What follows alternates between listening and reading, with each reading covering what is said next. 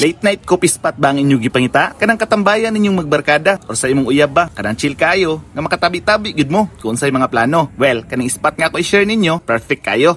Dali, uban ko ninyo mga kalagan. What is up mga kalagan? Ayan o, so natin diri sa Cafe 226. Kuya ka itong mga kauban rin. Big basta-basta.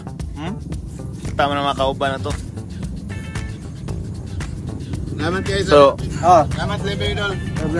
shout out dahil ko na akong mga kauban. Hindi na halos mutingog, nga nakainom silang kape nga lamian.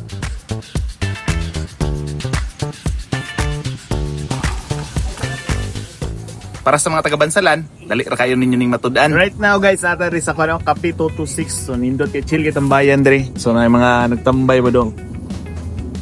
Bansalan area ra ni. Tara ni sa baba sa kano. Happy Hardware. Yeah. Nindot kay diri. Kape.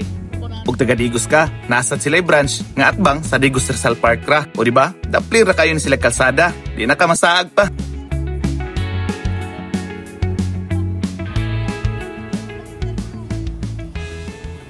Open ni sila, 5 sa hapon till midnight. Perfect kayo ang spot nga makatabi-tabi gud mo. Sabay suyop sa kape.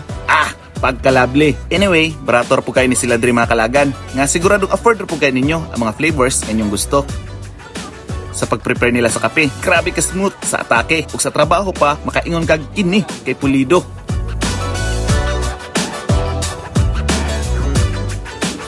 Actually, daghang kayo nagatambay diri mga kalagan ug may nalanggani nga naswertihan nga naapay mga lingkuranan. So sa mga taga-Bansalan, naran sila sa Ramon de Luciento Street in front rani sa Sabi Hardware. Ug wa ka katuod, tabok rani sa daan nga warehouse. Open na sila daily nga mo serve ninyo. Nya, unsa pa ninyo gihilat? Tara, kapita.